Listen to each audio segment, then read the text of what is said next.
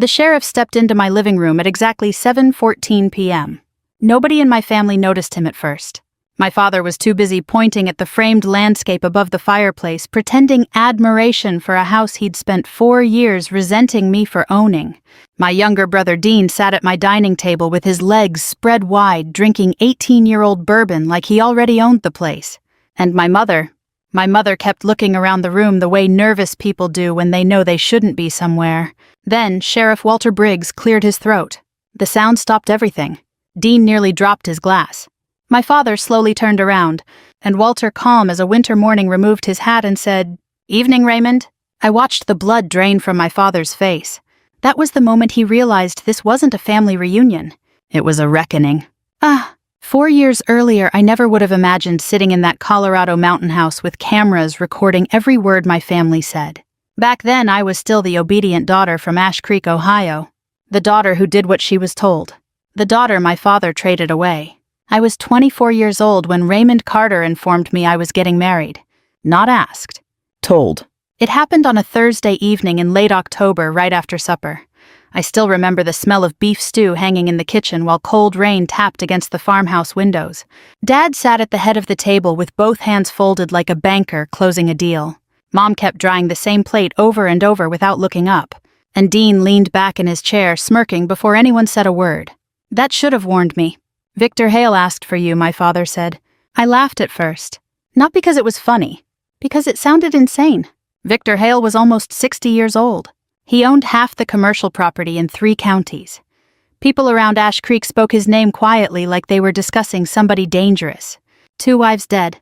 1 drowned at his lake property. Another fell down a staircase in Denver. No charges. No proof. Just rumors thick enough to stick to a man forever. "You can't be serious," I said. Dad stared at me hard. I already gave him my word. That sentence changed my life. I remember standing so quickly my chair scraped across the floor. "You gave him your word," I asked, "about me." Dean snorted into his drink. Mom whispered Elena, but she still wouldn't look at me. Dad's jaw tightened. "You know what's happening to this farm." I did know.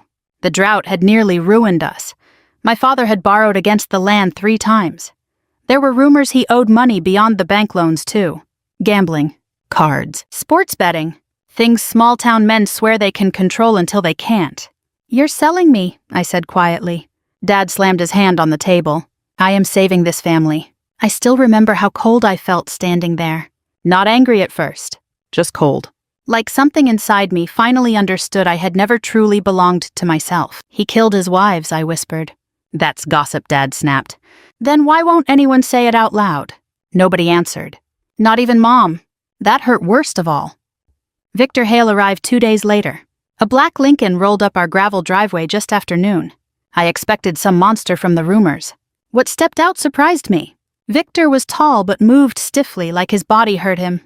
Silver hair, dark overcoat, sharp eyes that looked tired more than cruel. He shook my father's hand first.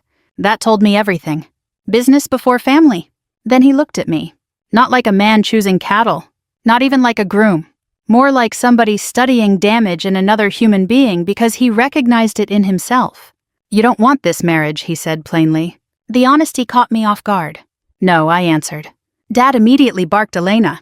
Victor raised one hand gently. "She's allowed to answer." Silence settled over the porch. Then Victor looked directly at me again. "Neither do I." That confused me even more. We sat in the living room afterward while Dad rambled about land permits and grain prices. Victor barely listened. Eventually he asked if he could speak to me privately outside. Dad hesitated. Victor didn't wait for permission. We walked down toward the fence line where dead corn stalks bent in the autumn wind. Victor kept his hands in his coat pockets. "You've heard stories about me," he said. "Yes. And you believe them." I looked at him carefully. "I don't know what to believe." He nodded slowly. That's probably the smartest answer anyone's given me in years. There was no charm in him. No false sweetness. Just exhaustion. He explained his first wife had drowned after drinking during a storm at the lake. The second struggled with prescription addiction for years before her accident. "People prefer monsters," he said quietly. "Makes life simpler." I asked him why he wanted to marry me. That answer stayed with me forever. "Because your father needed money," he said. "And because I got tired of eating dinner alone." No romance. No manipulation. Just truth so bare it hurt. I should have walked away anyway. Maybe a stronger woman would have. But small-town daughters raised by hard men understand something outsiders don't. Sometimes obedience gets planted in you so young it feels like survival. 3 weeks later, I married Victor Hale at the county courthouse. No church wedding, no reception. Just signatures, cold weather, and my mother crying silently into tissues she pretended not to need.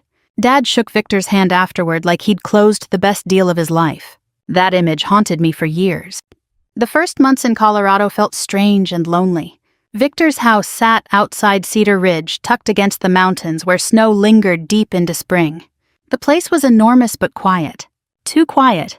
At night, I'd hear old heating pipes ticking through the walls and wonder whether I'd trapped myself inside a grave waiting to happen. But Victor never touched me cruelly. Never yelled. Never controlled where I went. Mostly he worked long hours in his study reviewing contracts and financial papers. Some evenings we ate dinner in complete silence. Other nights he surprised me by talking for hours about ranchers, mining disputes, or old Western movies. Slowly the fear I carried began changing shape. Not disappearing, just becoming confusion. One snowy evening about 8 months into the marriage, I finally asked him directly, "Did you love your wives?" Victor stared into the fireplace a long time before answering. "Yes," he said softly, "and I buried both of them." There was something broken in his voice that no liar could fake. That was the first night I realized Victor Hale might not be the villain everyone needed him to be. And maybe, just maybe, neither was I. By the second year of our marriage, I knew 2 things for certain. First, Victor Hale was not the man my hometown believed he was. And second, somebody around him was waiting for him to die. I just didn't know who yet. People imagine wealth looks glamorous from the inside. It doesn't. Not the kind Victor had. Old money has a heaviness to it, a loneliness. Especially for men who spend decades wondering whether anyone around them actually cares if they wake up tomorrow. Victor rarely trusted people fully. At first I assumed it was arrogance. Later I understood it was survival. Every week somebody wanted something from him. Business partners wanting signatures. Distant relatives asking for temporary loans. Lawyers pushing him to revise ownership agreements. Even charity boards treated him less like a human being and more like a vault with legs. One morning during breakfast, I found him staring out the kitchen windows toward the mountains while untouched coffee cooled beside him. Snow covered the backyard fences in smooth white drifts. "You didn't sleep," I said. "I slept enough." "You say that every time you don't sleep." A faint smile crossed his face. That alone told me he was beginning to trust me. Victor wasn't naturally warm. His kindness came quietly, almost reluctantly, like somebody who forgot how to offer it. He folded the newspaper carefully. "Do you know why wealthy men become paranoid, Elena?" I shrugged. "Because everybody lies to them. Because eventually," he said, "they realize money makes people patient." That sentence stayed with me. At the time, I didn't fully understand it. I would later. Life in Cedar Ridge settled into routines. Quiet routines. Comfortable ones. I handled household accounts and eventually started helping Victor organize property records. He seemed surprised I learned quickly. Truthfully, nobody had ever bothered teaching me anything important before. Back in Ohio, my father treated me like temporary labor until marriage transferred ownership to somebody else. Victor, strangely enough, treated me more like an apprentice. Some evenings we sat for hours in his study surrounded by ledgers and contracts while jazz records played softly from an old stereo. He taught me how commercial leases worked, how land rights increased in value near future highways, how desperate people often revealed themselves during inheritance disputes. "You can tell who someone really is," he once said, "by watching them divide money after a funeral." At the time I thought he sounded cynical. Now I know he was experienced. Still, rumors followed him everywhere. At grocery stores, women stopped talking when I entered aisles. At church, people stared politely too long. One older waitress in town squeezed my hand one afternoon and whispered, "Be careful around stairs, honey." I drove home shaking after that. Victor noticed immediately. He listened quietly while I repeated what the woman said. Then he surprised me by laughing. Not cruelly, just tired.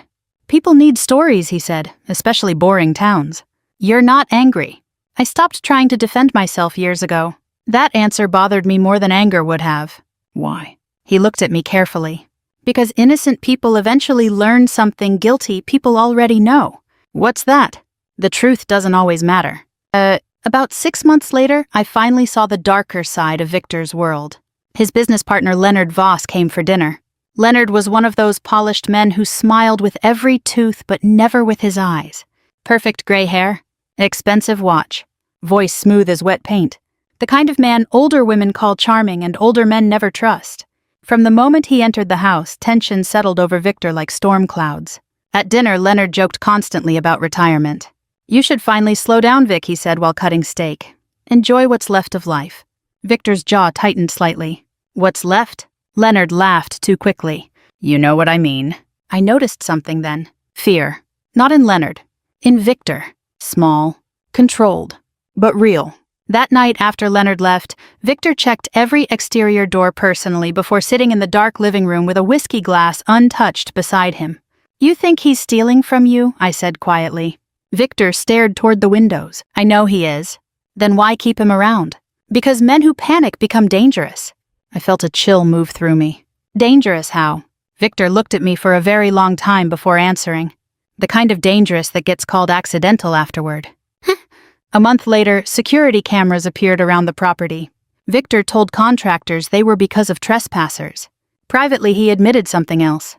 He no longer trusted certain people entering the estate. That included business associates, even relatives, especially relatives. Soon after, retired Sheriff Walter Briggs began visiting regularly. Walter was in his 70s then. Thick shoulders, white mustache, slow voice that carried authority without effort. The first time we met, he shook my hand firmly and said, "Victor finally found somebody decent. About time." Victor rolled his eyes, but I caught the faint amusement behind it. Walter became part friend, part security advisor, part watchdog. Some afternoons, the three of us sat on the back porch drinking coffee while snow melted across the valley below. Walter distrusted almost everyone connected to Victor's business affairs, especially Leonard Voss. "Men who smile too much around money make me nervous," Walter once muttered. Victor answered quietly, "You and me both." Despite all that tension, something unexpected happened between Victor and me. We became companions. Not dramatic romance. Not fairy tale love. Something steadier. Deeper. We learned each other's silences. Victor began waiting for me before dinner instead of eating alone in his study. I started reading beside the fireplace while he worked nearby. On Sundays, we drove mountain roads simply to escape phones and paperwork. One evening during a summer thunderstorm, the power went out across Cedar Ridge. We sat in candlelight listening to rain hammer the roof. Victor looked older in flickering light. More fragile somehow. "Do you regret marrying me?" he asked suddenly. I thought carefully before answering. "I regret why it happened." He nodded once. "That's fair." Then after a long silence, he surprised me again. "You deserved a different beginning than the one your father sold you." No one had ever acknowledged that before. Not directly. Not honestly. I felt tears sting my eyes, which embarrassed me. Victor noticed anyway. "You know," he said quietly, "your father called 3 times asking for additional money after the wedding." I stared at him. "You gave it to him. The first 2 times. And the third." I told him his daughter wasn't an investment account. Something fierce and protective rose in my chest then. For the first time in my life, someone had chosen my dignity over my father's demands. The accident happened 11 months later. Cold rain covered the mountain highways that night. Victor had driven to Denver for meetings, despite Walter warning him to wait until morning. At 11:38 p.m., the state patrol called the house. Single vehicle crash. Guardrail failure. Vehicle overturned into a ravine. Instant death. I remember dropping the phone. I remember Walter catching me before I hit the floor. And I remember the awful silence afterward. The kind that changes a house permanently.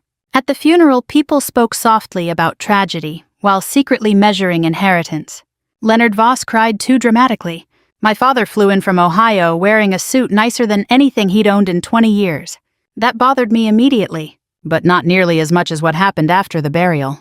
I walked into Victor's office searching for insurance documents when I found an envelope on his desk, my name written across the front in his handwriting. Inside was a copy of his revised will. Everything. The properties. The investments. The accounts. All of it belonged to me now. And attached to the back was a handwritten note. "If anything ever happens to me, trust no one in your family." 4 years after Victor died, people still lowered their voices when they spoke about me in Cedar Ridge. Some called me the grieving widow.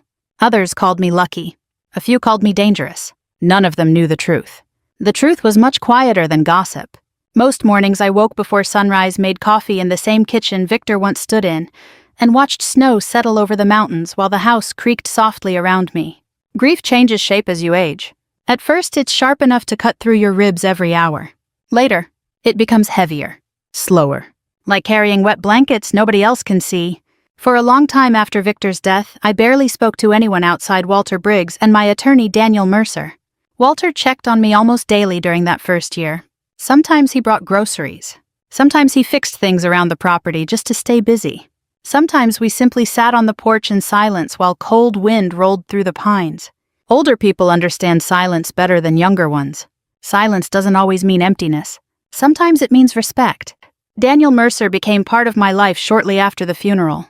Victor had trusted him for years. Daniel was in his early 60s, sharp-minded but calm with the kind of patience only older attorneys seem to develop. Not flashy, not theatrical, just careful. The first time we reviewed Victor's estate together, Daniel closed the office door and lowered his voice. Victor believed somebody around him intended to ruin him financially, he said. I looked up immediately. You mean Leonard? Daniel hesitated. Among others. That answer stayed with me. Among others. At first, I assumed Daniel meant greedy business associates. I didn't yet understand how far things actually reached. The first year after Victor's death felt like survival. The second year became education. By the third year, I started uncovering things. Victor had left behind thousands of pages of records. Contracts, property acquisitions, bank transfers, correspondence. Most widows probably would have handed everything to attorneys and walked away, but I remembered something Victor once told me beside the fireplace during a snowstorm. Never ignore paper trails. Greedy people always leave fingerprints somewhere. So I started reading, night after night, sometimes until 2 a.m. At first I found small irregularities, land purchases that made no sense, payments routed through shell companies, construction bids mysteriously inflated. Then I started noticing familiar names, county officials, developers, Leonard Voss, and eventually, my father. The first time I saw Raymond Carter's name connected to Victor's business files, I honestly thought it had to be a mistake. But there it was. 3 separate payments spread across 18 months after my marriage. Large payments, far larger than gambling debt. My hands shook while holding those papers. Victor had been right. My father hadn't simply accepted money to save the farm. He had stayed connected afterward, somehow involved, somehow benefiting. That realization hollowed something out inside me. Even after everything, part of me still wanted to believe my father had simply been desperate. Not corrupt, not knowingly dangerous, just weak. But weak men can still destroy lives, especially when money enters the room. The next major discovery came from the security archives. Victor had cameras installed across the estate during the final year of his life. Daniel helped me recover old recordings. Most footage was useless. Deliveries, employees, wildlife crossing the property at night. But occasionally, there were conversations, important conversations. One recording showed Leonard Voss arguing violently with Victor near the garage 3 months before the crash. I still remember Leonard's face turning red while rain hammered the driveway outside. You think you can destroy everybody and walk away clean? Leonard snapped. Victor answered coldly. You already destroyed yourself. Another recording captured something even worse. My father visiting the property without telling me. I nearly stopped breathing when I saw him appear on screen. Victor met him privately near the workshop. The audio wasn't perfect because of wind, but parts remained clear enough. Dad sounded nervous. Victor sounded furious. You took money, Victor said sharply. I needed help, my father muttered. You sold your daughter because you needed help. Dad snapped back defensively. You act like she suffered here. Victor stepped closer. This conversation ends now. Then came the sentence that haunted me afterward. If anything happens to Elena because of your greed, Victor warned I'll bury you financially. The footage ended there. I sat frozen in Daniel's office after watching it. For several minutes, neither of us spoke. Finally, Daniel removed his glasses slowly. Elena, he said carefully, Victor suspected financial fraud involving Leonard, several county officials, and possibly your father. I stared at the screen. My father's a farmer. He was a farmer, Daniel corrected quietly. That distinction chilled me more than I expected. By the 4th year, I had changed more than people realized. Back in Ohio, I'd been timid, careful, always waiting for permission before speaking. That woman disappeared somewhere between Victor's funeral and those endless nights reviewing records. I learned how to negotiate contracts, how to manage investments, how to recognize manipulation before it entered a room. Victor had spent years teaching me things my own father never believed I was capable of understanding. And slowly, I stopped feeling afraid. Not because I became hard, because I became prepared. That matters more. Then came the phone call. A local reporter mentioned one of Victor's commercial properties had sold for nearly $12 million. The story spread fast across Colorado. Apparently, it traveled even faster back to Ohio. 3 days later, a black SUV pulled into my driveway just before sunset. I watched from the upstairs window as my family climbed out. Dad first. Older now, heavier, but still carrying himself with the same false authority. Mom followed more slowly, wrapped in a pale blue coat. She looked tired in a way that hurt me unexpectedly. Dean stepped out last beside his wife Cheryl, already surveying the property like he was pricing furniture. Walter Briggs stood beside me upstairs, watching quietly. Well, he muttered, vultures finally smelled the carcass. Despite everything, I almost laughed. Almost. I met them at the front door. For a moment, nobody spoke. 4 years without contact, suddenly standing on my porch beneath gray Colorado skies. Then my mother started crying. "Elena," she whispered. Dad immediately stepped forward. "We should talk inside. Not hello. Not how have you been. Straight to business. Some things never change." Still, I smiled politely and opened the door. "Of course," I said. What none of them knew was that every room in the house now had active cameras. Daniel Mercer waited upstairs reviewing documents. And Walter Briggs had already contacted the county sheriff earlier that afternoon after I told him my family was coming. Not because we planned revenge, because older people learn something important eventually. When greedy people smell money, they become unpredictable. Dinner felt almost normal at first.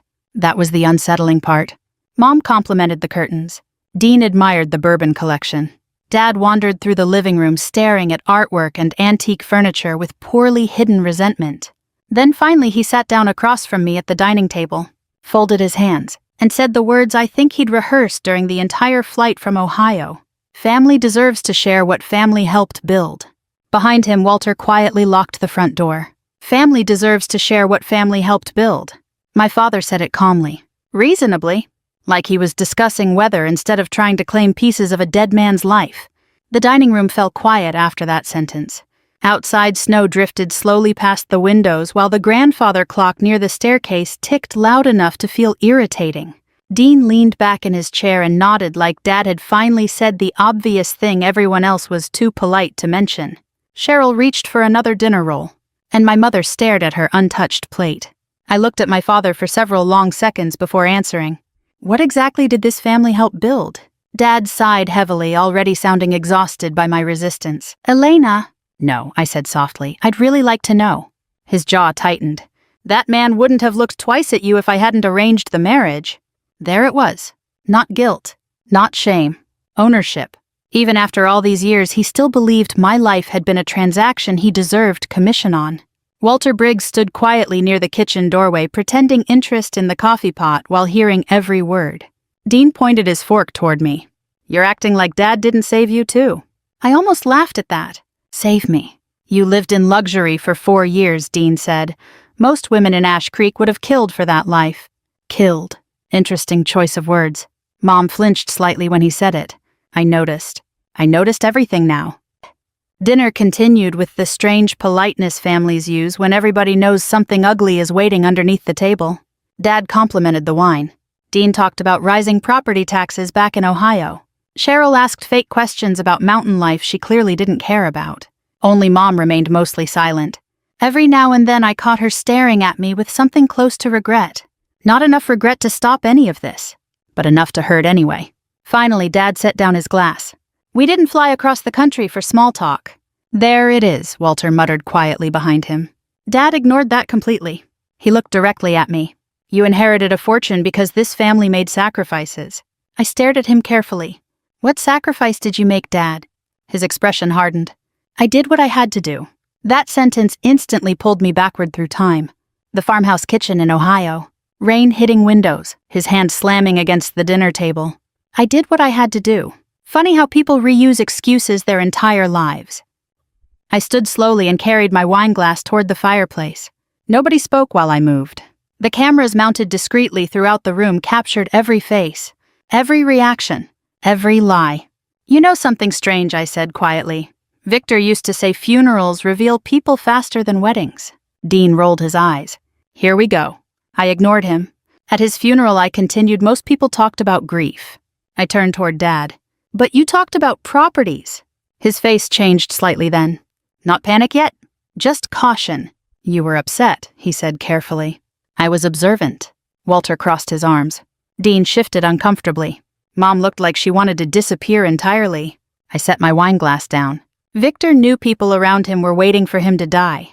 Nobody answered. Even the house felt still. Then Dad scoffed.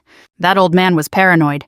Yes, I agreed softly. He was. I let the silence stretch another moment. Turns out he had reasons. What? Dean suddenly leaned forward aggressively. Look, let's stop dancing around this. Dad says Victor left you over $30 million after assets cleared. There it was. The real conversation. Not grief. Not reconciliation. Money. Pure and simple. I nodded slowly. And you don't need all of it. Cheryl immediately added, especially with no children. That one hit harder than she intended. Victor and I had tried quietly for 2 years before his health worsened. Nobody at the table knew that except Walter. I saw anger flash briefly across his face. My mother whispered Cheryl, but Cheryl kept going. We're family too. Family. That word sounded almost funny coming from people who hadn't called me once in 4 years. I walked toward the built-in cabinet beside the fireplace and opened a drawer slowly. Dad's eyes followed my hands immediately. Predators always watch movement. Inside the drawer sat a small remote control. Walter finally stepped fully into the room. Dean frowned. What's this supposed to be? I pressed one button. The television mounted above the fireplace flickered alive. Security footage appeared on screen. Black and white. Rain pouring across Victor's driveway. Then Leonard Voss stepped into frame, arguing with Victor near the garage. The room went dead silent. Dad stared at the screen, instantly recognizing the seriousness of what he was seeing. Leonard's voice crackled through speakers. You think you can destroy everybody and walk away clean? Victor answered coldly. You already destroyed yourself. The recording continued another minute before ending. Dean looked confused. What is this? Evidence, I said calmly. Dad's voice lowered carefully. Evidence of what? I met his eyes. That depends how honest everyone wants to be tonight. For the first time since arriving, I saw genuine fear move across my father's face. Small. Quick. But real. I changed the footage. The next recording loaded. Dad immediately went pale, seeing himself appear on screen walking beside Victor near the workshop. Mom covered her mouth softly. Dean stared at the television. What the hell is this? Wind distorted parts of the audio, but Victor's voice came through clearly enough. You sold your daughter because you needed help. Nobody moved. Nobody breathed. Dad whispered harshly, turn this off. I didn't. The recording continued. If anything happens to Elena because of your greed, Victor warned I'll bury you financially. The video ended. Silence swallowed the room. My father looked older suddenly. Not sympathetic older. Exposed older. Like years of excuses finally collapsed under their own weight. Mom started crying quietly. Dean looked back and forth between us, trying to decide which version of reality to believe. Then Dad slammed his palm against the table. That man manipulated everything. Walter spoke for the first time in several minutes. Careful, Raymond. Dad pointed toward me furiously. She's twisting things. No, I said softly. Victor recorded them exactly as they happened. His breathing turned uneven. That caught my attention immediately. Because fear affects guilty people differently than innocent ones. Innocent people get angry. Guilty people start calculating. Dad's eyes flicked briefly toward the front door. Walter noticed too.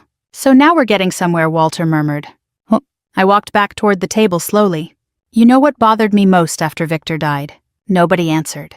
It wasn't the money, I continued. It wasn't even the loneliness. I looked directly at Dad. It was realizing the first person who ever protected me was the man everybody called dangerous. Mom began sobbing harder after that. Dean stared at the table. And Dad finally looked uncertain. Not powerful, not commanding, just old and cornered. Then I reached into another drawer and removed a thick manila folder. Daniel Mercer stepped quietly downstairs for the first time all evening. Dad's face completely drained of color, because he recognized Daniel immediately. The attorney placed the folder carefully on the dining table. Inside were copies of bank transfers, land agreements, recorded payments, connections, years of them. Daniel adjusted his glasses calmly. Mr. Carter, he said, before anyone leaves tonight, there are several financial matters law enforcement would like clarified. Dad stood abruptly. I'm leaving. Walter Briggs stepped between him and the hallway. Then, calm as a church pastor delivering Sunday scripture, he said, Sit back down. Sit back down. Walter Briggs didn't raise his voice when he said it. He didn't need to. Some men spend enough years carrying authority that calmness becomes more frightening than shouting. My father froze halfway between the dining chair and the hallway. For a second, nobody moved. The grandfather clock ticked softly in the corner.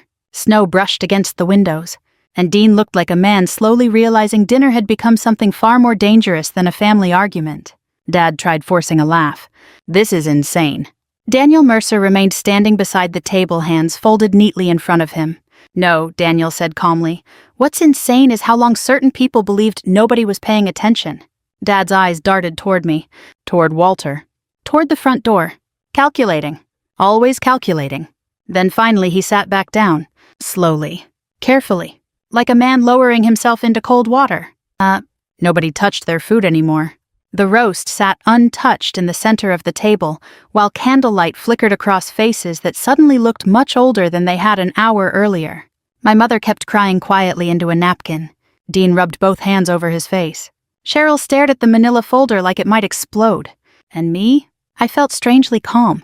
Not triumphant. Not angry. Just finished hiding. That's different. People think revenge feels explosive. In reality, real revenge often feels quiet.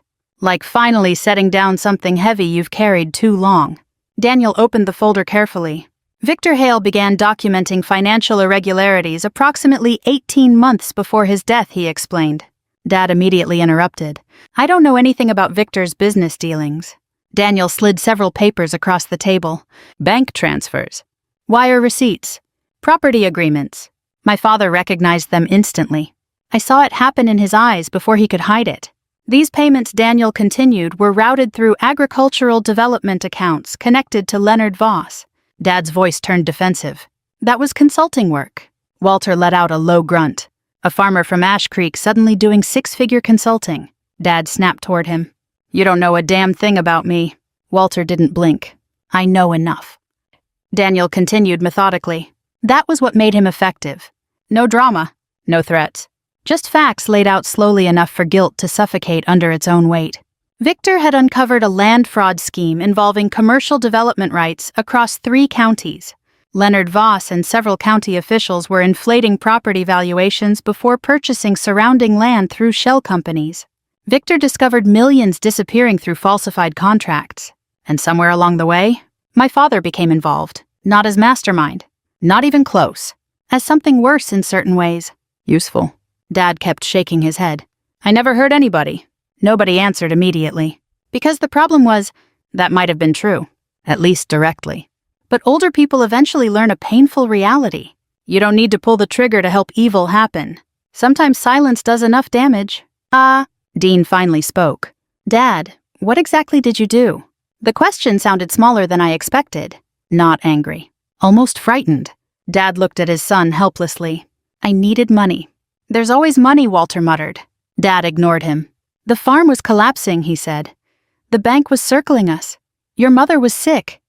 Dean couldn't keep steady work back then. So you sold, Elena, Dean asked quietly. Dad slammed his fist against the table. I saved this family. The room echoed afterward. Mom flinched hard enough to make Cheryl grab her arm. I stared at my father across the candles and finally understood something I should have realized years earlier. He truly believed his own justifications. That's the dangerous thing about selfish people. Eventually they rewrite memory until survival becomes morality. Daniel carefully removed another document. This was found in Victor Hale's private records after his death. Dad visibly stiffened. Daniel looked directly at him. It's a written statement prepared 3 weeks before the accident. My heartbeat slowed immediately. I had never seen this document before. Daniel unfolded the paper carefully. Victor's signature sat clearly at the bottom. Daniel began reading aloud.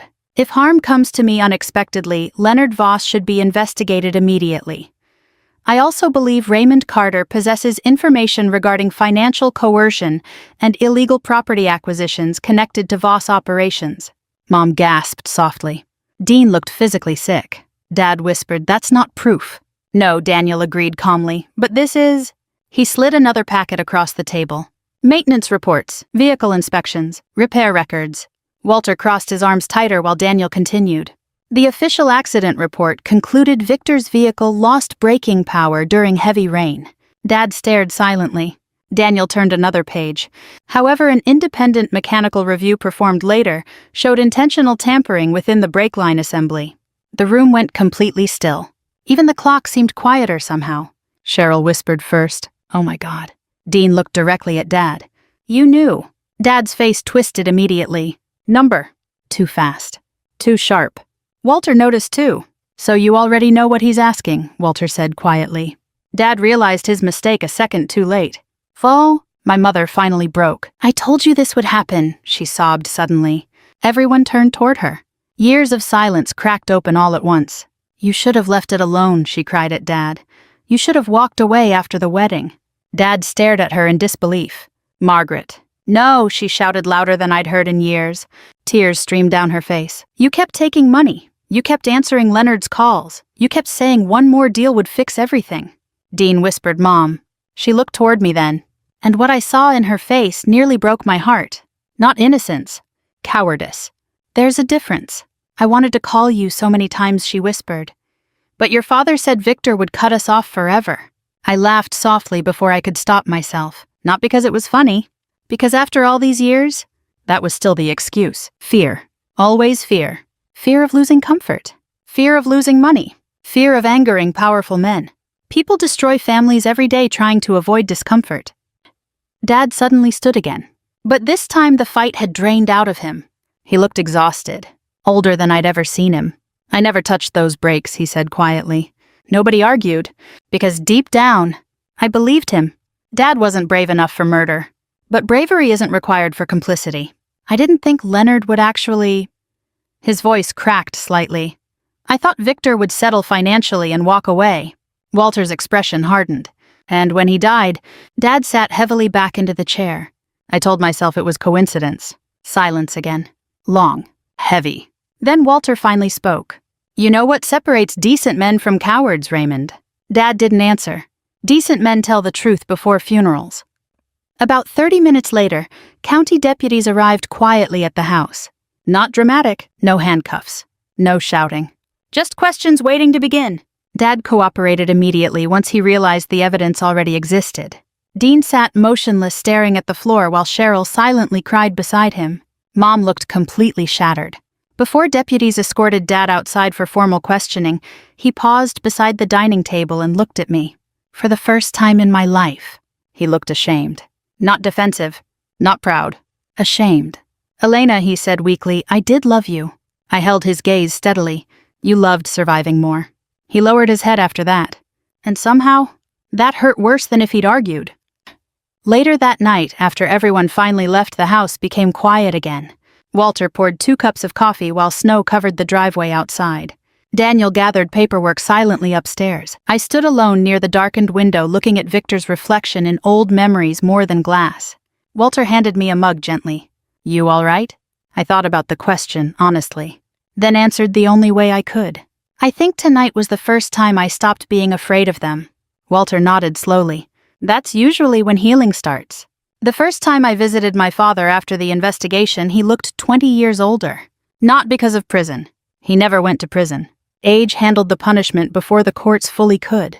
By the time winter settled over Ohio again, Raymond Carter had already lost most of what mattered to him. The farm was gone. The debt investigations destroyed what remained of his finances. Several county officials accepted plea deals and testified against Leonard Voss, whose fraud operation collapsed publicly within months. Voss himself died before trial from a stroke at a private rehabilitation facility in Arizona. Walter said men like Leonard rarely survive once their money stops protecting them. Maybe he was right. As for my father, the courts determined he had knowingly participated in fraudulent financial arrangements tied to Voss, though investigators found no evidence directly linking him to Victor's murder. Cowardice, not violence. That was Raymond Carter's true crime. He saw danger coming and chose silence because he thought money might save him. In the end, it ruined him anyway. There's probably a lesson in that. After the deputies questioned him in Colorado, Dad returned to Ohio under legal supervision, while attorneys sorted through months of investigations. We barely spoke during that time. Honestly, I preferred it. Some wounds need distance before they can heal cleanly. Mom called occasionally. Short conversations mostly. Careful ones. She sounded tired now in a way I recognized immediately. People who spend decades trapped beside controlling men eventually begin shrinking emotionally. By the time freedom arrives, many barely know what to do with it. One afternoon in early spring, she admitted something quietly over the phone. "I should have taken you and left years ago." I stood in Victor's kitchen holding the receiver while snow melted slowly outside the windows. "Yes," I answered honestly. Silence followed. Then soft crying. Older people understand something, younger people often resist. Sometimes the truth hurts less than pretending. The newspapers eventually picked up the full story. Not nationally, just regional coverage. Colorado fraud investigations. Suspicious financial networks. Questions surrounding Victor Hale's death. For the first time in decades, people publicly reconsidered who Victor had actually been. That mattered to me more than the inheritance ever did. Because the truth was simple. Victor Hale had not been a saint. But he had been decent. Lonely. Guarded. Difficult sometimes. But decent. And in the end, the man everyone feared became the only person who ever truly protected me. Life has strange humor like that. Oh, about 6 months after the investigation closed, Walter Briggs drove me to the old cemetery outside Cedar Ridge where Victor was buried. The mountains stood quiet beneath pale autumn clouds. Walter walked slower these days, age finally catching up to him. Still stubborn, though. Still refusing help carrying anything heavier than groceries. We stood beside Victor's grave while cold wind stirred fallen leaves around our shoes. Walter adjusted his coat collar. "You know," he muttered, "Victor would have hated all this attention." I smiled softly. "I know. He liked privacy more than breathing." "That too." Walter looked toward the mountains a while before speaking again. "You gave your father mercy he probably didn't deserve." I thought carefully about that. Maybe he was right. When prosecutors asked whether I wanted harsher financial charges pursued against Dad personally, I cooperated honestly, but declined to push aggressively for maximum penalties. Some people called me foolish afterward. Maybe they were right too. But revenge changes shape eventually. At first you want suffering. Then later, if you're lucky, you simply want peace. I didn't spare him because he earned it, I finally told Walter. Walter glanced sideways at me. "Why then?" "Because I was tired of becoming smaller every time I hated him." Walter nodded slowly. Older men appreciate honest answers. That winter I flew back to Ohio for the first time in nearly 5 years. Ash Creek looked smaller than I remembered. Funny how childhood towns shrink once fear stops magnifying them. The old Carter farm had already been sold to a commercial agriculture company. Seeing strangers' equipment parked beside the barn should have hurt more than it did. Instead, I mostly felt tired. My father now rented a small single-story house outside town near the highway. Nothing fancy, nothing impressive. Just a quiet little place with peeling paint and a sagging porch swing. Mom opened the door when I arrived. For a moment we simply stared at each other. Then she hugged me. Not dramatically. Not like movies. Just tightly. Like someone finally letting themselves grieve properly. Dad sat at the kitchen table when I walked in. The sight shocked me more than I expected. He looked frail. Smaller. His shoulders curved inward now instead of outward. Pride had finally stopped holding his spine together. For several seconds neither of us spoke. Then he quietly said, "You came." I sat across from him slowly. "You asked." The kitchen smelled faintly like coffee and old wood polish. Almost identical to the farmhouse years ago. Except now everything felt quieter. Safer somehow. Dad stared down at his hands. I used to think survival justified everything he admitted. I listened silently. When I was younger, my father lost work during the steel layoffs. We nearly lost everything. He swallowed hard. I promised myself my family would never feel that helpless again. I understood that fear. Many Americans his age did. Factories closed. Farms disappeared. Men raised to believe providing defined their worth suddenly found themselves terrified. Fear changes people. Sometimes into protectors. Sometimes into cowards. I kept telling myself I was saving us, he whispered. I looked at him carefully. And when did saving us become selling me? That question broke something in him finally. Dad covered his eyes briefly. No excuses this time. No anger. Just shame. I don't know, he admitted softly. And somehow, that honesty mattered. Not enough to erase the past. Nothing could. But enough to stop carrying all that poison alone. Before leaving Ohio, I visited the old church cemetery where my grandparents were buried. Small towns bury generations close together. Maybe that's why old communities remember both kindness and cruelty so long. On the flight back to Colorado, I kept thinking about Victor. About Walter. About the strange road my life had taken because one lonely man saw value in me before I saw it myself. A month later, I established the Hale Foundation using part of Victor's estate. Nothing flashy. Scholarships for rural students. Legal support for widows facing property disputes. Emergency housing assistance for women escaping abusive situations. Quiet things. Useful things. Victor would have approved of that, probably while pretending not to. The final time I visited Victor's grave, spring sunlight covered the mountains behind the cemetery. I placed fresh flowers beside the headstone and stood there a while listening to wind move through pine trees. Then I said the words I should have spoken years earlier. You were the first person who taught me my life belonged to me. And for the first time in a very long while, the silence afterward felt peaceful. If this story meant something to you, maybe take a moment tonight to think about the people who protected your dignity when life became difficult, and the moments when fear almost turned good people into strangers. And if you've ever had to rebuild yourself after betrayal, know this. Sometimes the strongest thing a person can do isn't revenge. Sometimes it's refusing to let bitterness become your final inheritance. Thank you for spending this time with me.